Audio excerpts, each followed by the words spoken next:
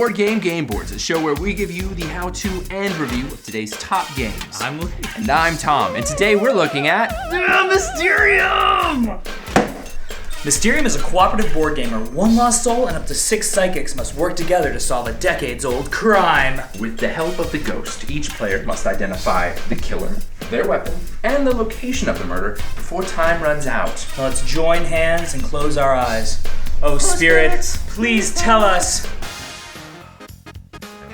Inside, you'll find intuition tokens, sleeves, clairvoyancy level markers, and clairvoyancy tokens for each player. You'll also have the progress board pieces, the clock board, a timer, crow markers, culprit tokens, ghost tokens, a game screen, vision cards, character cards, and ghost cards. That's a lot of different pieces, but it's not overwhelming with this game's unique style of play. Exactly. You see, one person acts as the ghost and will be running the game. Some of the pieces are only for them. And all the other players will be the psychics who will have their own set of pieces and cards. Let's set up the board and start solving this mystery. The game setup is found on page 8 and is dependent on the difficulty you like to play and the number of players. Let's set up for a game with a medium difficulty, with 4 players consisting of 1 ghost and 3 psychics. Each player picks a psychic and collects their matching intuition token, sleeve, clairvoyancy level marker, and clairvoyancy tokens. Shuffle the character psychic cards and draw the number indicated on page 8, which for our game is 6. Find the matching ghost character cards and pass them to the ghost. They will randomly assign 1 to each player, placing it in the ghost's game screen. The remaining ghost character cards are placed back in the box. The character psychic cards are then placed above the character progress board. Repeat this process with the location progress board piece, psychic cards, and ghost cards, and then the object progress board piece, psychic cards, and ghost cards. Lastly, place the clairvoyancy track at the top and place the clairvoyancy level markers on 0. Take the appropriate number of crow markers indicated on page 8 and clip them above the game screen. We'll talk more about them later. The first phase of the game lasts a maximum of 7 turns, kept track of by the clock timer. Set it to 1. Once everything is set, the psychics place their intuition tokens on the character progress board and we're ready to play.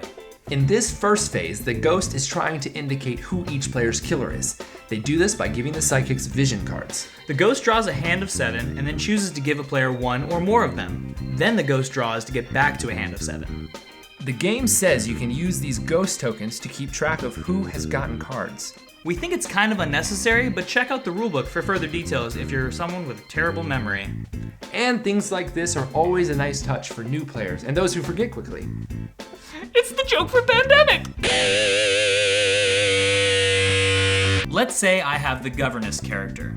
The ghost might have these 7, and they'll give me this one because it has a red ball of yarn, like in her picture. And maybe this card too, because the woman in it has a hat, just like the governess.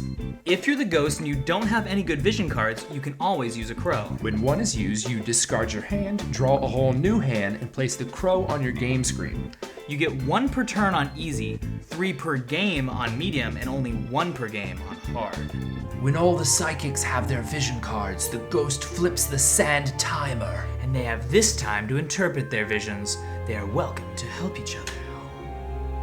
When they think they have an idea, they place their intuition token on their guess. Now let's talk about clairvoyancy tokens. You use these to indicate if you think other players are right or not. 2 to 3 player games don't use them at all. 4 to 5 player games start with 2 of each token. 6 to 7 players get all 6. Let's take a look at an example. The red player thinks they're the governess, so the blue player agrees and places a green check token pointing to his piece. Meanwhile, the white player thinks he's wrong and places a red X token. You can't place a clairvoyancy token pointing to your own intuition token, but you can play as many as 1 per player per turn.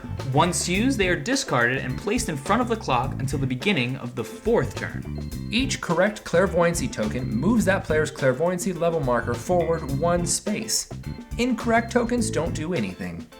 Those who were correct discard their vision cards, take their character card, and place it in their sleeve, and move to the next progress board. Those who were incorrect keep their vision cards and place their token back on their current progress board. Play continues like this until all players solve all 3 pieces of their puzzle and reach the epilogue progress board. However, if the 7th round ends and even one person isn't finished, everyone loses. Don't be that guy. Nobody likes that guy. When someone finishes, they move their clairvoyancy marker forward once for each hour remaining on the clock. If you've all made it, it's time for the second and final phase of the game. That's right. Time to find out which psychic was correct. You mean only one is right? Yep. I'm supposed to say that. I didn't say it. Don't look at me! Hi! Each player empties their sleeve, placing their character, item, and location on the board. They each get a ghost token with the number side up. The ghost picks one player's grouping of cards to be the real killer, weapon, and location. He then picks 3 vision cards from his hand that each represent one of the cards. He shuffles the 3 cards up so no one knows which each card represents and places them face down in the middle of the table. The ghost then takes the culprit tokens and places the number of the group that he picked to be the culprit face down on the culprit space. This is where the clairvoyancy tokens come into play. Depending on how far you are, decides on how many of the cards you'll get to see before voting on who you think the real culprit is.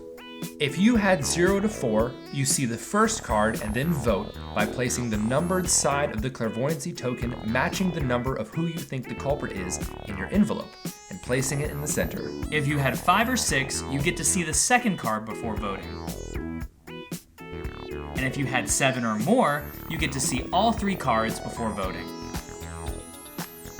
The player with the highest number on their clairvoyancy track, Or if a tie, the older person, reveals the votes. the player with the most votes, Or if a tie, the person chosen by who's farther on the clairvoyancy track. is the culprit. Flip the culprit token. If the psychics were right, you solved the murder! And if they were wrong, then they lose, and the ghost must wait until the next game to reveal their secret. Pros and cons? Pros and cons. The aspect of having one person on the outside running the game, yet at the same time being in the middle, helping the players to win, is refreshing. I also appreciate a game that offers the players varying degrees of difficulty. Now, the setup can be pretty time-consuming, such as when you have to look through the ghost's cards to find the random matching character cards. The art and pieces look very nice, from the character cards to the damage clock round tracker to the curl markers perched on the game screen. You'll also find that the first few pages of the rulebook are dedicated to story and character development that, when read, add a little extra to the game. Now, the rules in a few places were confusing. We'd have questions and we'd have to interpret the rulebook in order to figure out how to play. But hey, what do we know? Go down to your local game shop and give it a try for yourself. Well, that about wraps it up for another episode of Board Game Boards. Thanks for watching. Don't forget to like, comment, and subscribe. Let us know what other games you'd like us to review in future episodes, and we will definitely, maybe, get around to reviewing them. Tom, I think the spirits are trying to communicate something. It must be that they loved the episode. I don't think so. Is that you touching my shoulder, Lee? No.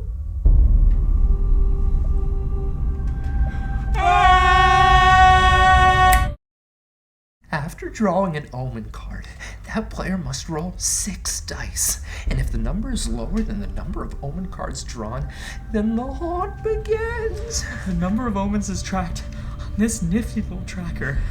But what happens if the roll is higher? Oh, then nothing happens.